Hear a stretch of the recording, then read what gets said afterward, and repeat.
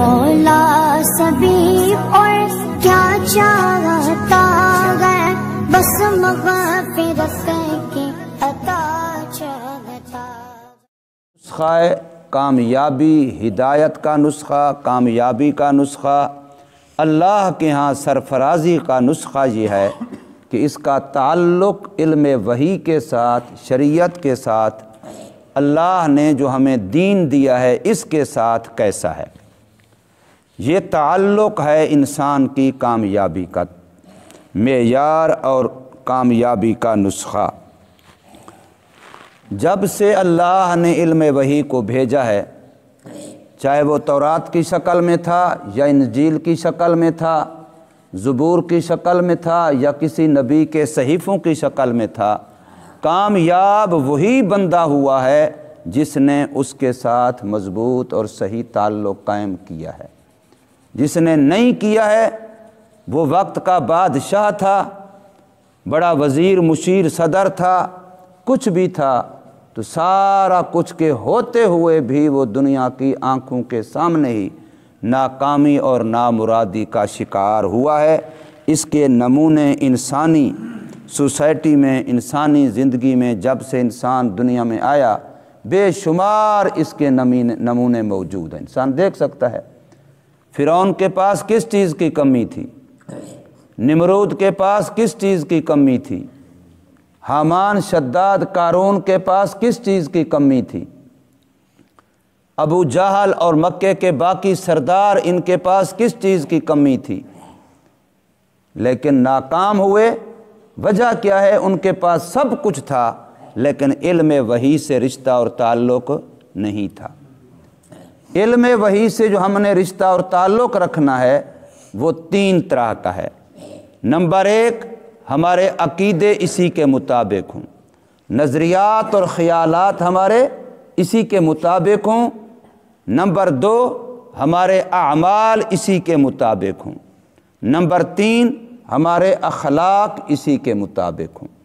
یہ تین چیزیں جس بندے کی علم وحی، علم شریعت، اللہ کی کتاب کے مطابق ہیں وہ بندہ کامیاب ہے۔ سمجھو پوری شریعت اس کے پاس موجود ہے۔ جس بندے کے عقیدے اس سے ہٹ گئے، جس بندے کا عمل اس سے ہٹ گیا، یا جس بندے کے اخلاق اس سے ہٹ گئے۔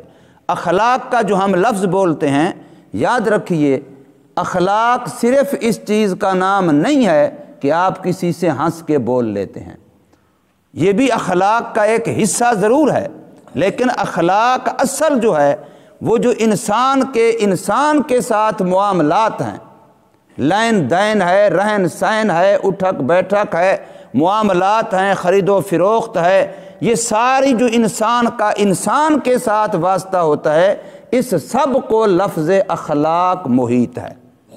اخلاق والا وہی بندہ ہے جس کا لین دین بھی ٹھیک ہے، رہن سہن بھی ٹھیک ہے، اس کے معاملات ٹھیک ہیں، اس کی خرید ٹھیک ہے، اس کی فروخت ٹھیک ہے، اس کا بولنا ٹھیک ہے۔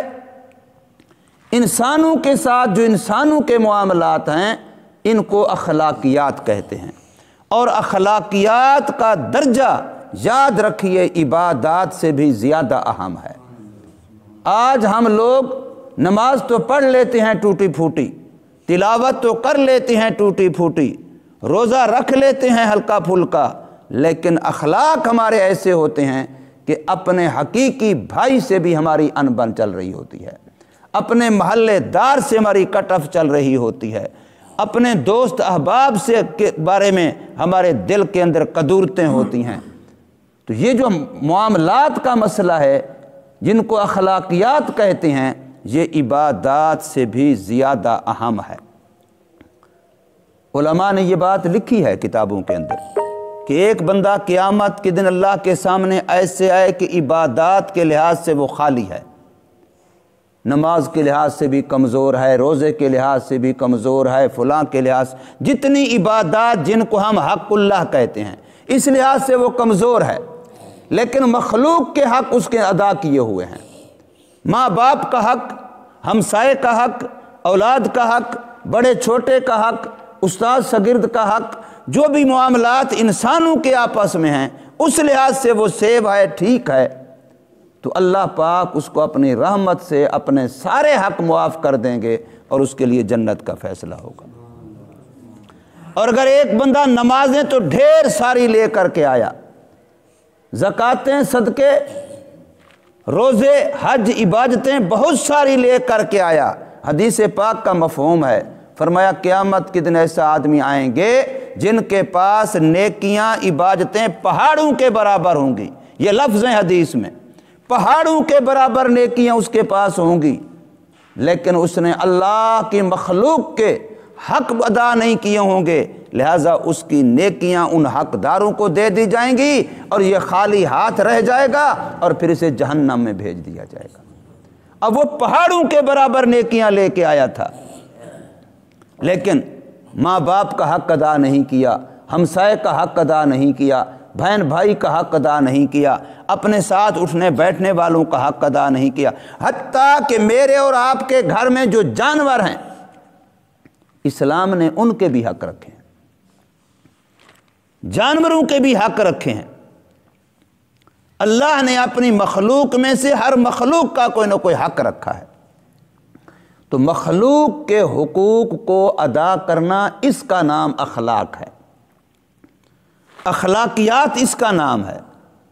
آج ہم نے سمجھ رکھا ہے کہ جو بس ہنس کے بول لے جائے کہ بغل میں اس نے چھری چھپائی ہوئی ہو اور موقع ملنے پر وہ چھری کا وار کر دے، لیکن ملتا بڑا اچھا ہے، باتیں بڑی اچھی کرتا ہے، ہنس مکھ ہے،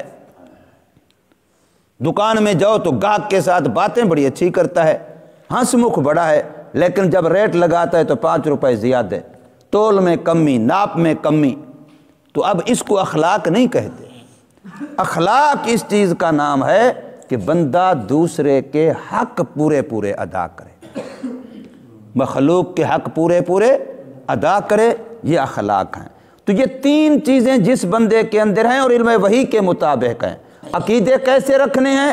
اپنی مرضی کے نہیں، جو قرآن کہے گا ہمارے نظریات اور عقائد وہی ہوں گے، جن کو ہم عقائد اہل سنت والجماعت کہتے ہیں۔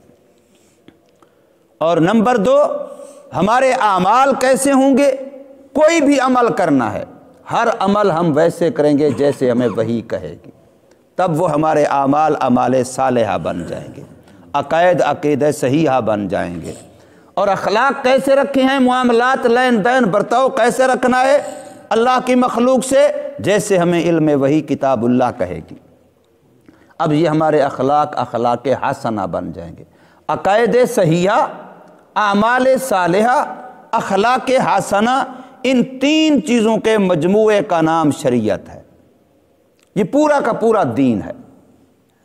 اسی کو عقائد کے میدان کو ہم علم الکلام کہتے ہیں، عمل کے میدان کو ہم علم فقہ کہتے ہیں، اور اخلاق کے میدان کو ہم علم تصوف کہتے ہیں، اور ان تینوں کے مجموعے کا نام دین ہے، شریعت ہے۔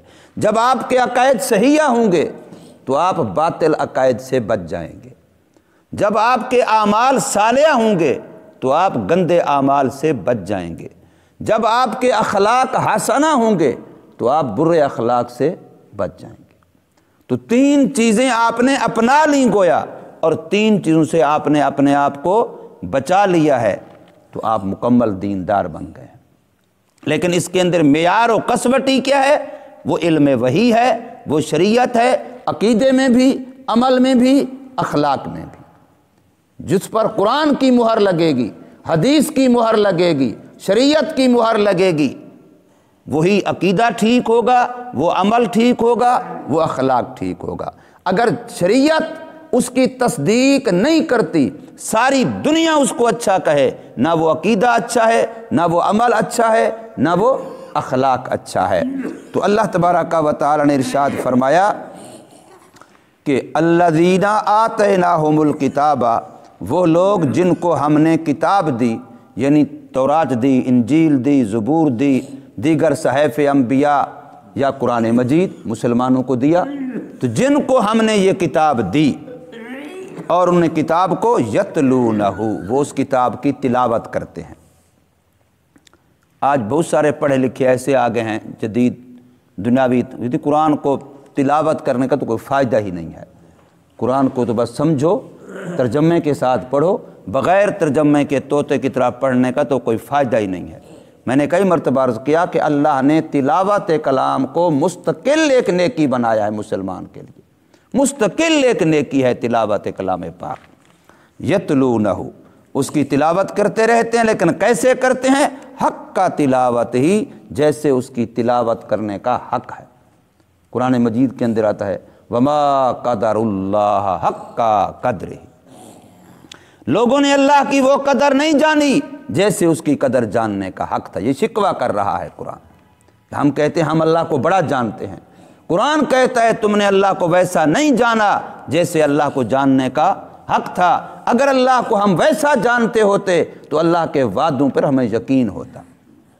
ایک بندہ گھر میں آیا، بیوی سے پوچھا بچوں نے نماز پڑھی ہے؟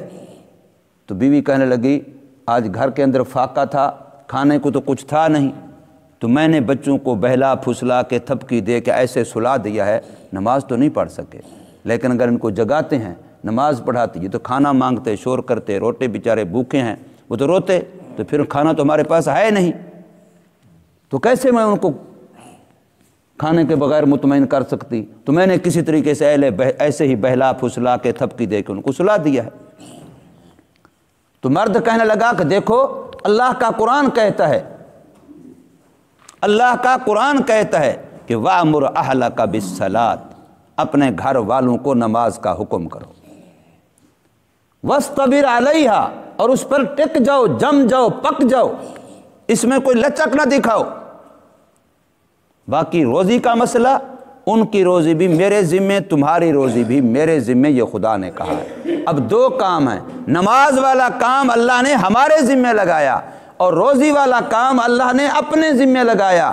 اب ہم اپنا کام چھوڑ دیں اس وجہ سے کہ روٹی نہیں ہے، وہ تو رب کا کام ہے، وہ ہمارا کام ہے ہی نہیں۔ ہمارا کام تو بچوں کو نماز پڑھانا ہے، ہم اپنا کام کیوں چھوڑیں؟ لہذا اٹھاؤ ان کو نماز پڑھاؤ۔ بیوی نے بچوں کو اٹھایا، وضو کرایا، نماز پڑھنے لگ گئے۔ ابھی وہ نماز پڑھ ہی رہے تھے کہ دروازہ کھٹکا، کنڈا کھٹکا، اور کھانا تیار شدہ اللہ نے بھیجا، تیار کیا ہوا کھانا اللہ نے بھیجا، سب نے کھانا کھایا۔ اب ہم نماز چھوڑ دیتے ہیں کس لیے؟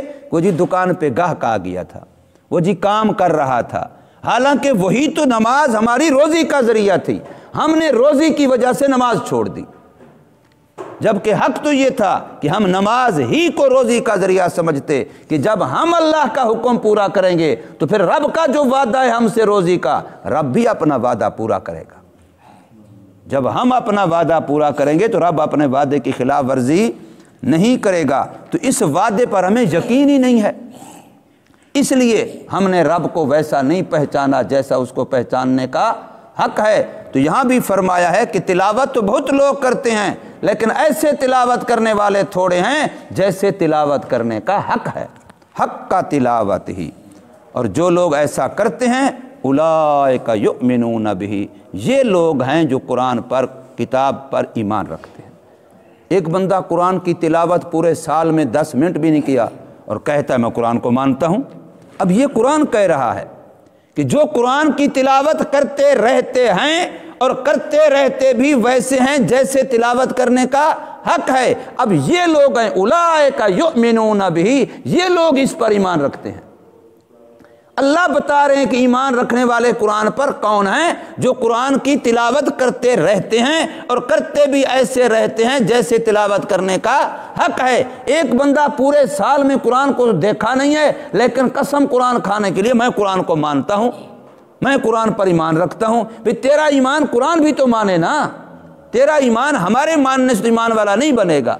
ایمان والا تب بنے گا جب قرآن اس کو ایمان والا مانے۔ تو قرآن تو کہتا ہے کہ میرے اوپر ایمان والے وہ ہیں جو میری تلاوت کرتے رہتے ہیں اور تلاوت بھی ایسے کرتے رہتے ہیں جیسے تلاوت کرنے کا حق ہے۔ پھر وہ کہہ سکتے ہیں کہ ہم قرآن کو مانتے ہیں، ہمارا قرآن پر ایمان ہے۔ وَمَن يَكْفُرْ بِهِ، اور جو اس قرآن کا انکار کرے، چاہے وہ انکار اعتقادی کرے، چاہے وہ انکار عملی کرے، چاہے وہ انکار اخلاق میں کرے، جو قرآن والے عقیدے نہ رکھے، اعتقادی لحاظ سے انکار کیا جو قرآن والے عمل نہیں کرتا، عملی لحاظ سے انکار کیا جو قرآن والے اخلاق نہیں اپناتا، معاملات اور لین دین نہیں اپناتا، اس نے قرآن کا اخلاق کے لحاظ سے انکار کیا۔ وَمَن يَكْفُرْ بِهِ، اور جس نے اس قرآن کا انکار کیا، جس درجے میں انکار کیا، تو فرمایا فَأُولَٰئِكَ هُمُ الْخَاسِرُونَ، اب یہ لوگ گھاٹے والے ہیں، یہ خسارے والے ہیں، یہ نقصان کر رہے ہیں اپنا۔ اب قرآن کہہ رہا ہے وہ اپنا نقصان کر رہے ہیں، اور ہم سمجھتے ہیں کہ ہم دین شریعت کو چھوڑ کے اور دنیا کما کے ترقی کر رہے ہیں۔ تو بھی اللہ کا قرآن یہ کہہ رہا ہے، اللہ یہ کہہ رہا ہے فَأُولَٰئِكَ هُمُ الْخَاسِرُونَ، جو لوگ قرآن کی تلاوت کا حق ادا نہیں کرتے وہ بیچارے خسارے والے ہیں، جو قرآن کی تلاوت نہیں کرتے وہ بیچارے نقصان والے ہیں۔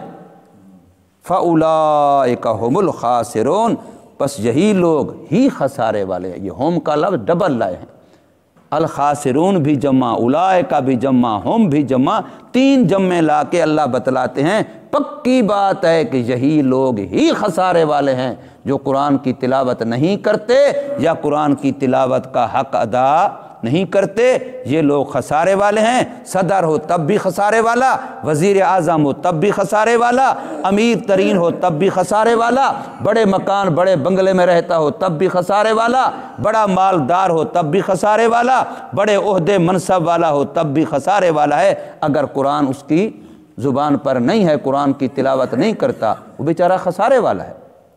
کوئی بھی ہو، شہری ہو دیہاتی ہو، مرد ہو عورت ہو، اللہ تبارک و تعالی ہمیں سمجھ نصیب فرمائے اور عمل کی توفیق دے۔